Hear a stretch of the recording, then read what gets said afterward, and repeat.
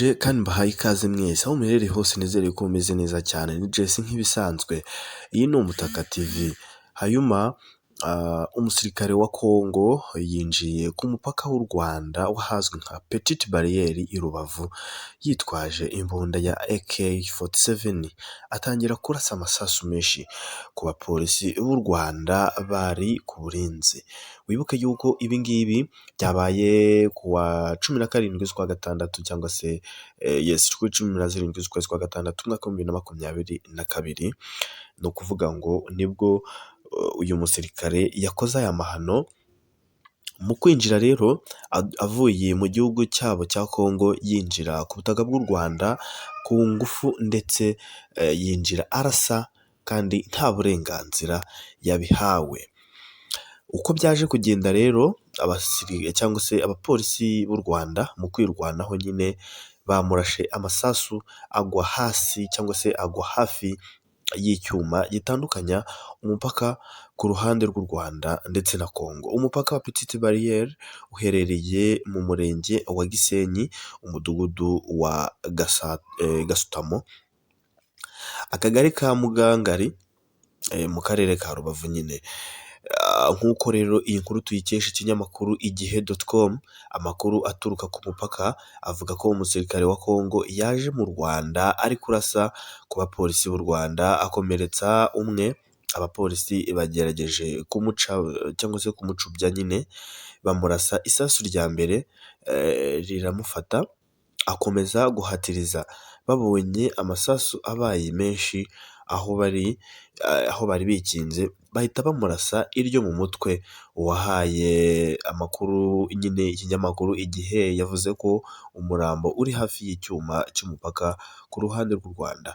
Uyu musirikare yari yambaye impuzankano y'abarinda umukuru w'igihugu cya Kongo. Hanyuma rero nta rwego na rumwe rw'u Rwanda ruratanga amakuru nyine kuri iri sanganya ryabaye. Gusa ibinyamakuru byinshi byo muri Kongo byatangaje ko inzego z'iki gihugu ziri gukora iperereza ku byabaye.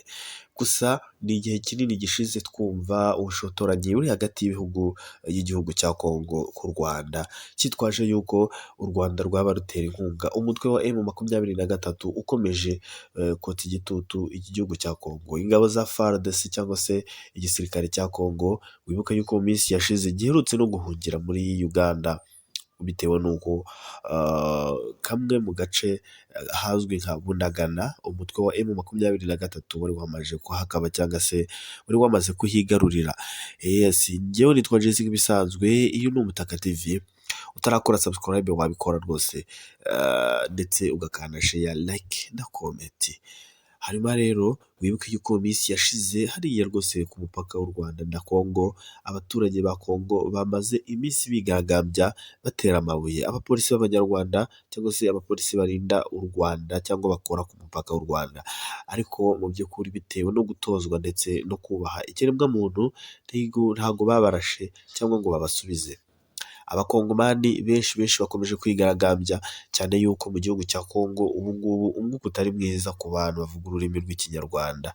Bimaze igihe bivugwa yuko umutwe wa 23 waba uri gutera igihugu cya Kongo witwaje yuko hari amasezerano amwe n'amwe batumvikana. Wibuke yuko uyu mutwe wa 23 ushinjwa na leta ya Kongo yuko waba uterwa inkunga n'u Rwanda, kandi nyamara u Rwanda rubihakana rwivuye inyuma. Nitwa Jesse nk'ibisanzwe, iyi ni Umutaka TV.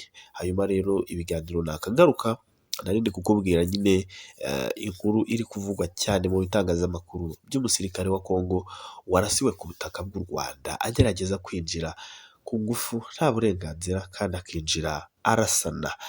Hanyuma rero komeza ubane natwe, ukomeze urebe na video zacu ahangaha ku Umutaka TV. Njyewe nitwa Jesse, ibiganiro nakagaruka.